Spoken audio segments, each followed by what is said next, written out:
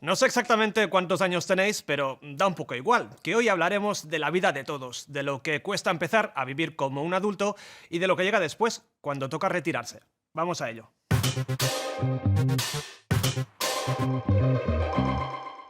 Para los jóvenes es un horizonte borroso y para los adultos es como llegar al final de una carrera y darte cuenta de que la meta está más lejos. Las pensiones, hay que sudar más para cobrarlas. Paramos primero en Francia. Son días de movilizaciones contra el gobierno que quiere retrasar la edad legal de jubilación 2 años, hasta los 64. Qué envidia, ¿eh? Nos diréis algunos. Nos damos una vuelta por allí y luego vemos cómo nos va el resto.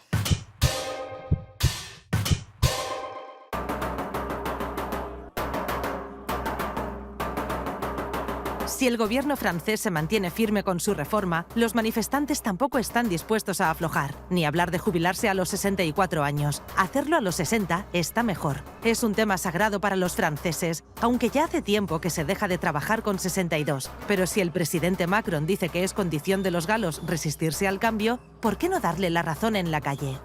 Y así fue. El 31 de enero, entre 1.200.000 y 2.800.000 manifestantes se sumaron a la segunda jornada de huelga general tras una primera movilización nacional del 19 de enero. Todo un récord que contó con una unión sindical poco frecuente. Esta es una de las mayores manifestaciones que se han organizado en Francia en décadas. El gobierno tiene que escuchar.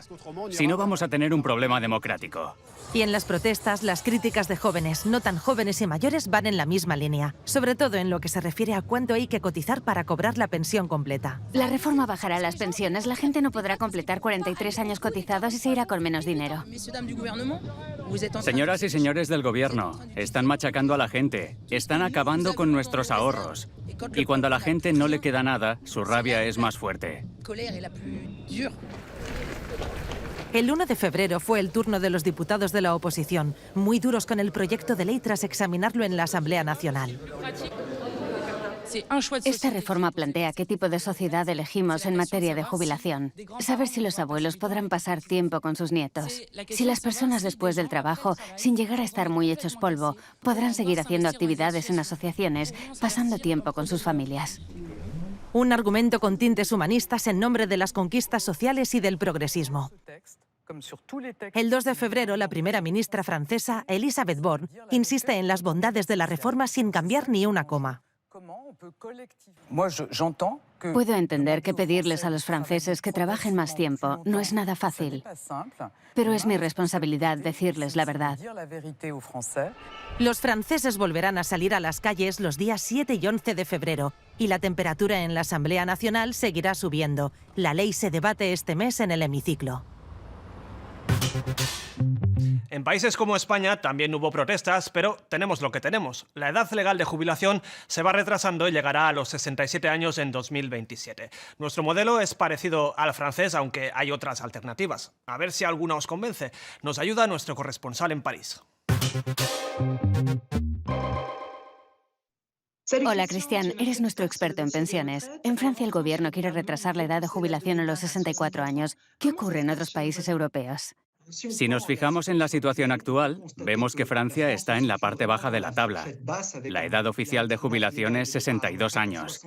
Aunque la media europea se sitúa en torno a los 65, hay también países, sobre todo en el norte de Europa, como Alemania o Dinamarca, en los que la jubilación ocurre mucho más tarde, a los 67 años. Y es la tendencia en países como Bélgica y España, donde la edad de jubilación está aumentando. Y llegará a los 69 años en Dinamarca. Cuando se habla de las pensiones, se habla de dos sistemas, el de reparto y el de capitalización. ¿Qué implica cada uno y cuál es el predominante? Actualmente en Europa predomina el modelo de reparto. ¿En qué consiste exactamente? Pues en que los trabajadores en activo financian las pensiones de los jubilados. De ahí el problema actual. Cada vez hay menos trabajadores en activo y más jubilados. El sistema, para funcionar, debe apoyarse en un pacto generacional, de solidaridad entre generaciones. Aunque sigue siendo el modelo más habitual, cada vez se habla más del sistema de capitalización, que depende del individuo.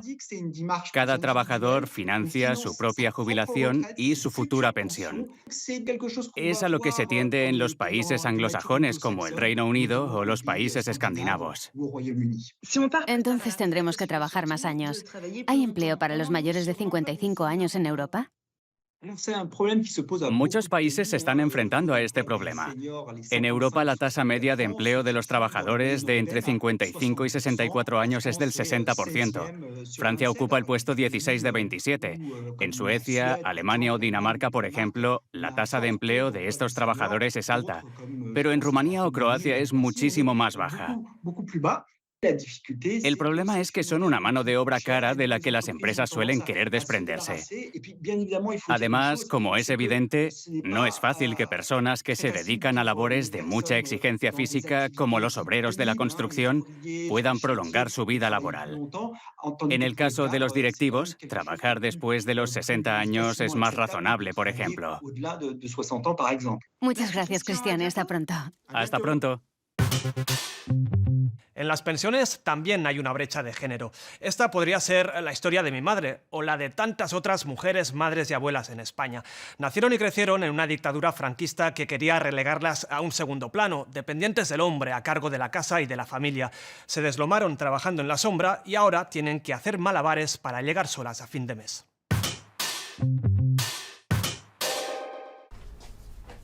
La bilbaína Pili Gil tiene 80 años. Está jubilada desde hace 20 años, pero está enfadada. Cobro 689 euros. ¿Tú crees que se puede vivir? Yo tengo pareja y entonces así puedo vivir, pero no podría vivir con mi pensión. Pili Gil ha trabajado toda su vida, pero tras 24 años como empleada del hogar tiene una pensión reducida.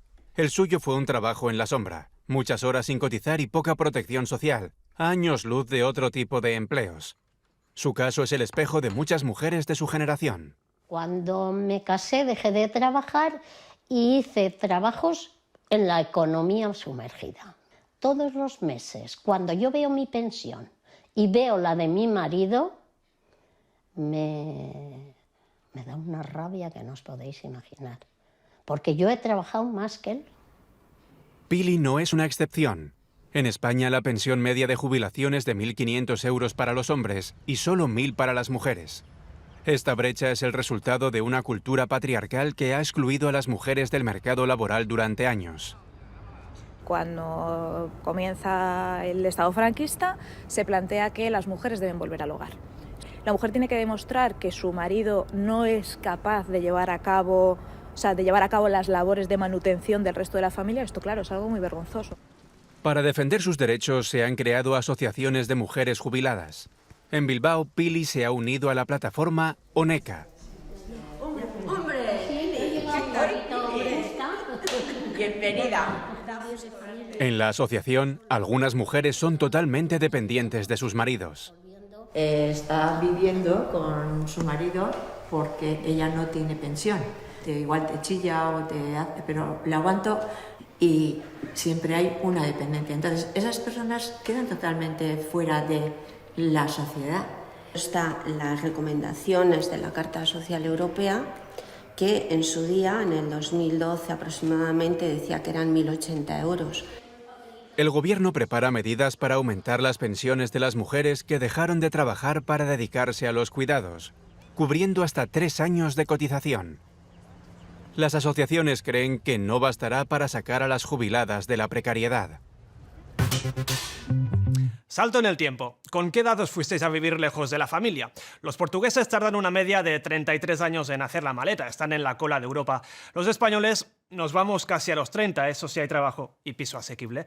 Para muchos, esa primera vez llega cuando toca estudiar fuera. Ahí va nuestra radiografía de hoy, la Europa de los estudios superiores y de los pisos compartidos.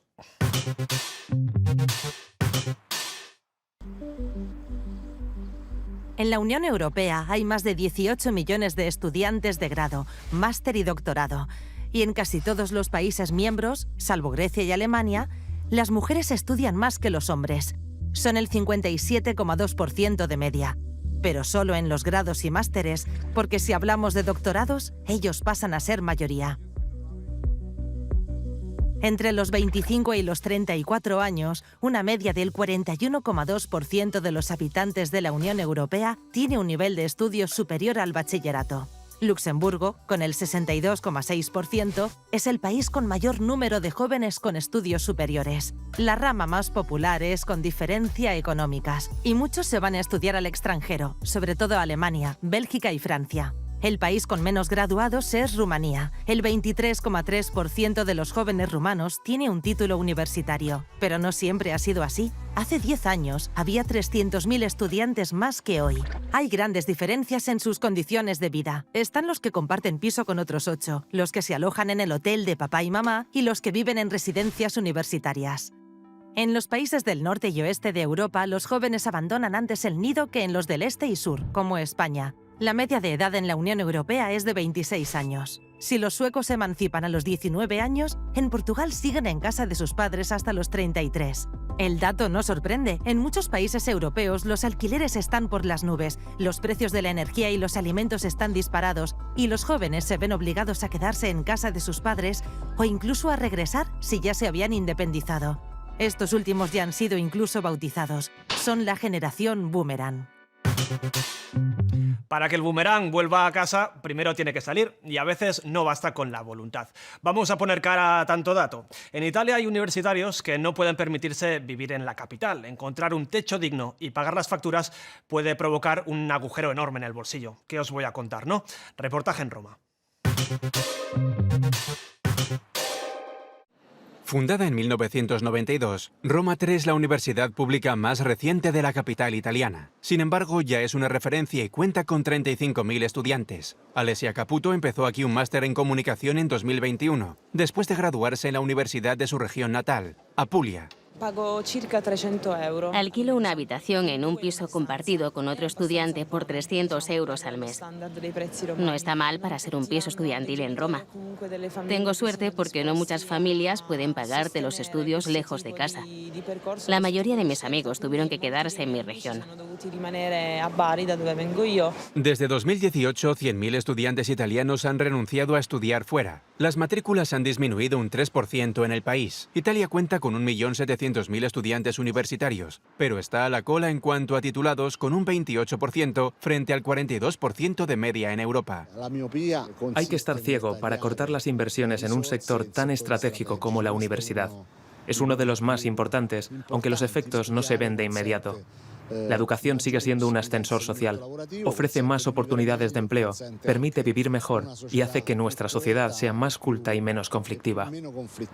Pero en tiempos de crisis, asumir el coste de los estudios universitarios es difícil. Esta madre siciliana lo hizo por sus 3 hijas. Tuve que pedir un préstamo y vender 2 casas que teníamos en el pueblo. Lo hice porque sabía que sin diploma mis hijas no podrían encontrar un trabajo de más de 500 o 600 euros al mes. Ahora una de ellas es manager y tiene un buen sueldo. Mereció la pena hacer tantos sacrificios. La situación es complicada, pero hay alternativas. En el sótano de Spin Time, una casa ocupada del centro de Roma, un grupo de estudiantes ha creado un lugar de encuentro para jóvenes. Tiene una sala de estudio a disposición de los que viven hacinados en sus habitaciones de alquiler. Chloe forma parte de este grupo y también vive aquí. Vivir aquí me permite pensar en el futuro con más tranquilidad, más centrada. Ya no tengo que tener 3 trabajos a la vez, como cuando tenía que pagarme los estudios y llegaba a casa agotada. Puedo dedicarme a mis proyectos y empezar mi carrera profesional. Chloe trabaja en la remodelación de la casa ocupada y en su legalización. El proyecto incluye viviendas sociales para estudiantes. Y las instituciones también se implican. El Plan Europeo de Recuperación prevé crear 60.000 plazas en residencias estudiantiles hasta 2026. Siempre nos parece poético eso de encontrar un mensaje dentro de una botella en la orilla del mar. Un cubo de basura está en las antípodas de esa imagen idílica, pero no lo infravaloréis. Un escritor austríaco, Arno Geiger, ha encontrado la inspiración en cartas personales echadas a perder en los contenedores. Lo cuenta en su último libro. Es nuestro flechazo cultural. Arno Geiger ha leído innumerables cartas en los últimos 25 años. Un cuarto de siglo recogiéndolas de los contenedores de papel de Viena. Pero no se lo contó a nadie. Al principio incluso se avergonzaba de hacerlo. Era su secreto. Ich hätte nicht gewollt, dass meine Eltern No me habría gustado que mis padres se enteraran. Me pagaban los estudios y seguro que no les habría gustado que me pasara el día entre basuras.